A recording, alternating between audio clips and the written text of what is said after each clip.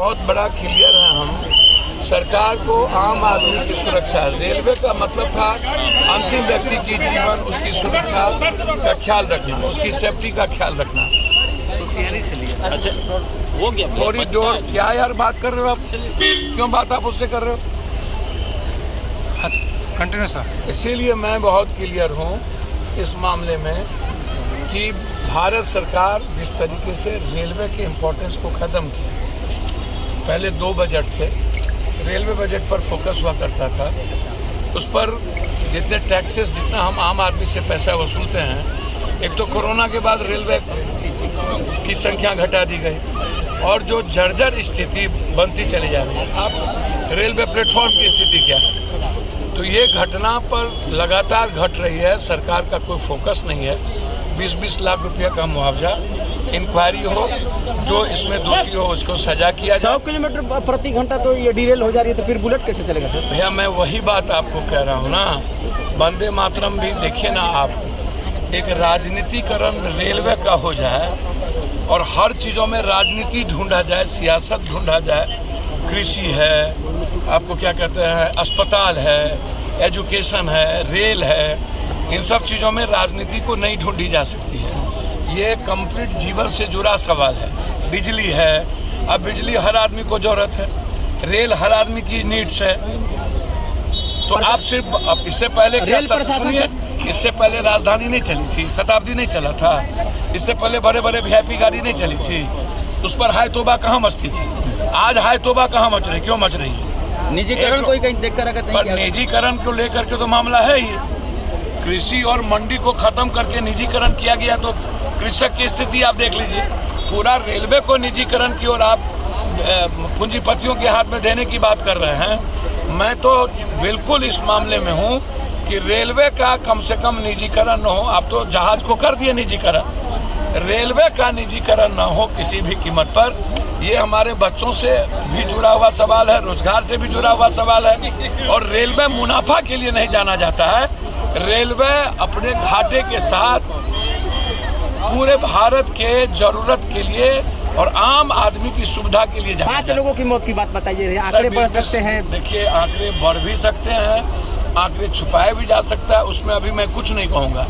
सवाल उठता ये है कि 10 बजे की घटना है और 12 घंटा से ज्यादा हो चुकी, लगभग 22 घंटा 23 घंटा हो चुका है। अब मुझे समझ में नहीं इस बात को आ रहा है कि अभी तक इसमें इंक्वायरी हुई कि नहीं हुई, अभी तक आप जांच बैठाए कि नहीं बैठाए।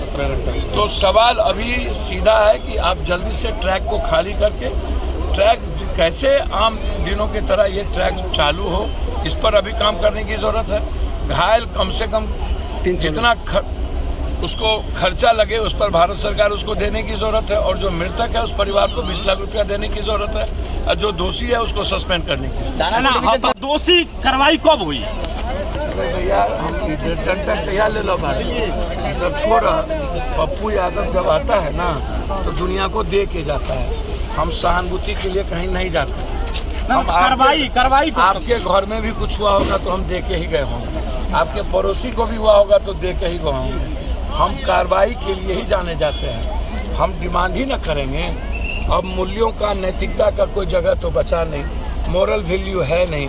पहले के लोग रिजाइन कर देते थे, पहले लोग रिजाइन कर देते थे, अब रिजाइन का कोई गुंजाइश है? अब तो थेथरोलॉजी हो गई है।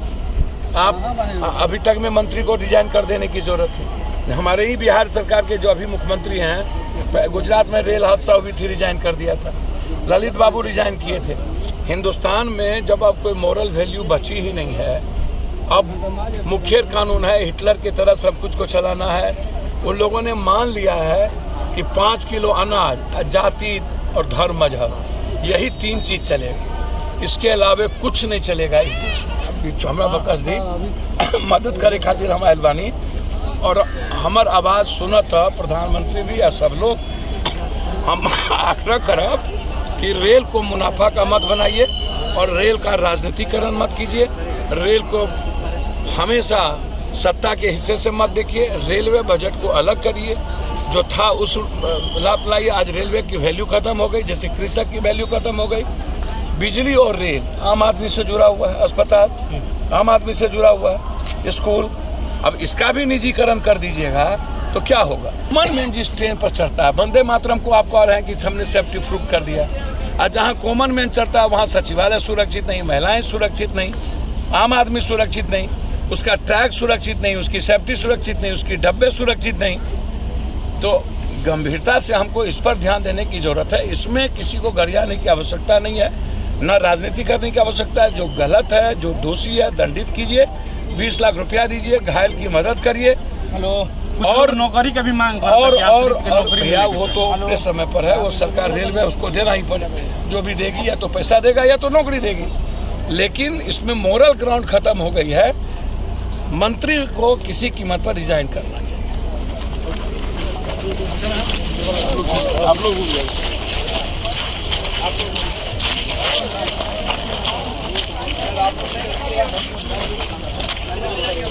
जाएगा और एक आने का रास्ता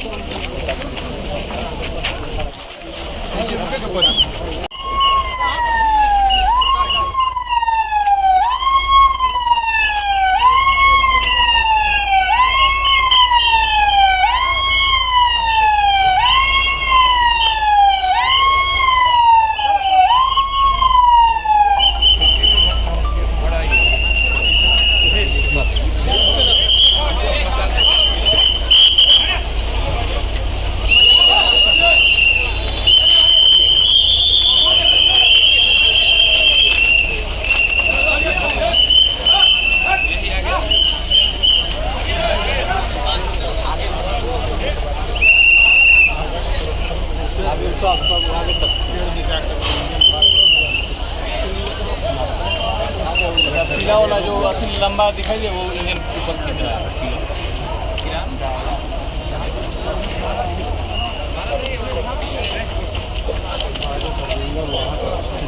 सर नहीं मानेंगे तो हम क्या करें? मानेंगे सर, आप चाहेंगे बिल्कुल नहीं मानेंगे। हम तो खुद ही मानेंगे सर, मानेंगे, आपकी बात बिल्कुल मानेंगे। विशेष